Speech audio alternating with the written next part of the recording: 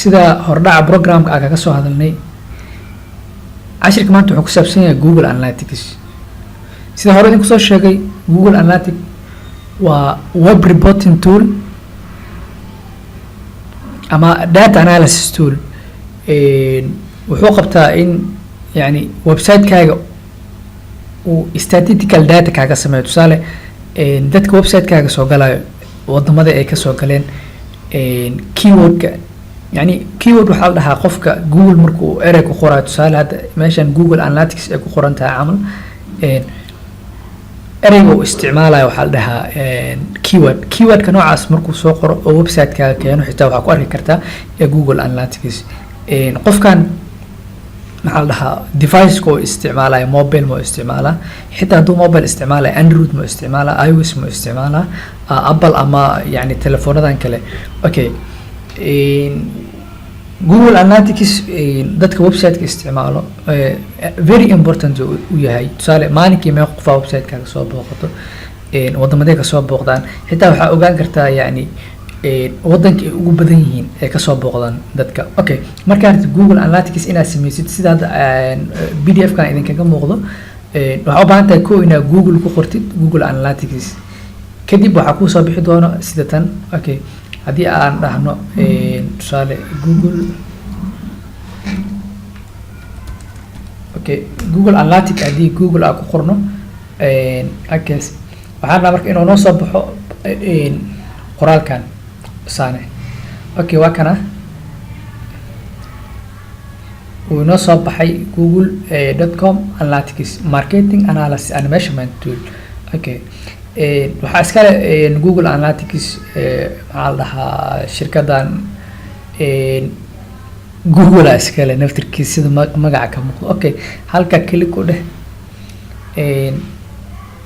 haddii aad PDF ka raacdid waa sameyn kartaa. marka click u dhahdid wuxuu keeni doonaa meel qaabkaani kan laakiin waa all yani xilliyadii hore la isticmaalaa website-ka shirkadda maalin walba update gareysaa. okay qaabkan ku soo baxay waxaa ku dhufataa marka Analytics meeshaan ay ku qoran tahay click u dheh waxaa ku dhufataa marka sign up for free.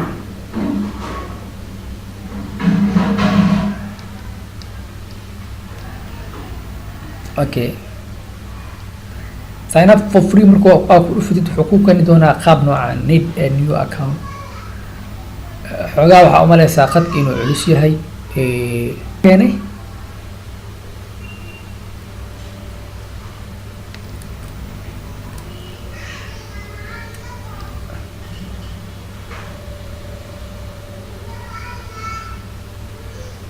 okay wuxuuna keenay website or mobile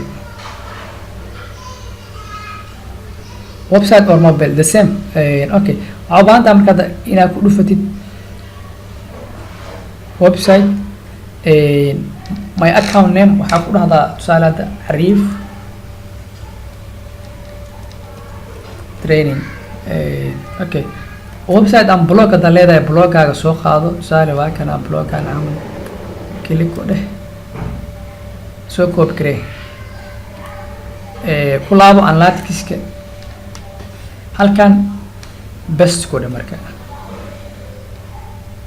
oo meeshaan waxaa laga rabaa waa qaldamay waxaa laga rabaa meeshaan inaad ku qortid maxaa la dhahaa website kaaga magaciisa. okay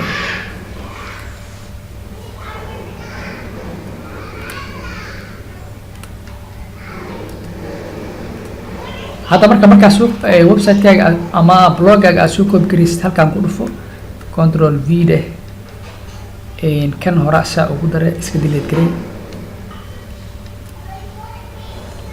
okay wuxuu ku weydiinaa marka industry category dooro.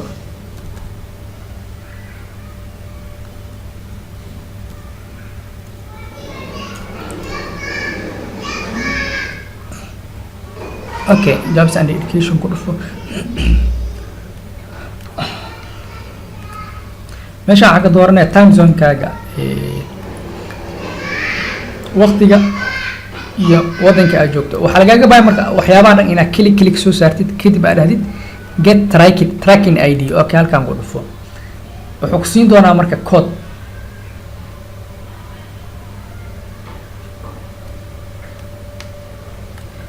waxaa ku dhufataa accept dheh I accept dheh marka waxaa wuxuu ku siin doonaa tracking codekii get tracking ID hadda wuxuuna siin doonaa code tusaale formka markaa buuxina waa kana tracking code waxaa la dhahaa web tracking code codekan haddii wordpress isticmaalaysa waxaa isticmaalaysaa ID-gaas haddii laakiin maxaa la dhahaa blogger aa isticmaalaysa waxaa u baahan tahay inaa isticmaasho codekan copy and paste soo dhaad okay hadda waa kana codekii wuuna siiyey noo soo qaad si dhan copy dheh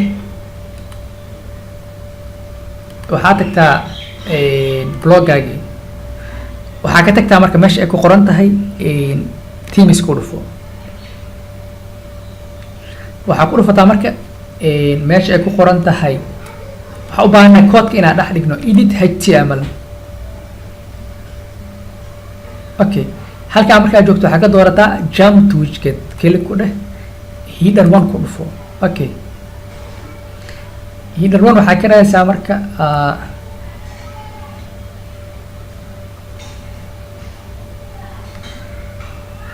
hadda waxaa ku daraynaa marka tracking ID-ga anagoo isticmaaleyna kan codeka waa iska daynayna waxaa u baahan tahay inaad soo copy garaysid tracking ID-gaaga halkan tag tracking ID-ga qaado keliya wax meesha kugu qoran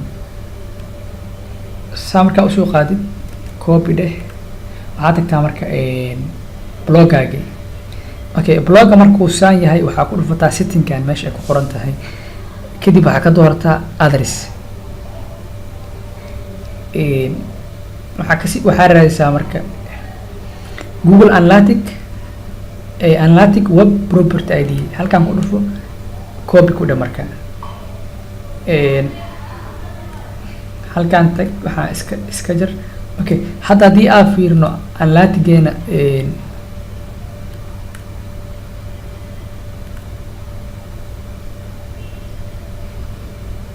custom report daa fiirino okay there is no data mala wax data ma laha overview-ga daa fiirino website-ka in maxaa la dhahaa hore uguma xirnayn wax data hadda ma heli karno okay beri camalaa fiirinayna haddii ay dad soo booqdaan hadda halkan keli ku dheh save changes dheh okay settingkeeni hadda tracking ID-geenu wuu noogu jiraa oo nagu save garaysan yahay haddii hadda waxaa waaye overview-geena wax website oo soo booqday ama active users ma jiraan waxaa arki doonaa marka cashiradeena xigo yani haddii website kale soo booqdo dadka soo booqda meelay ka imaadeen iyo waxyaabahaas dhan cashirada xiga ku arki doonaa asalaamu calaykum waraxmatullahi wabarakaatu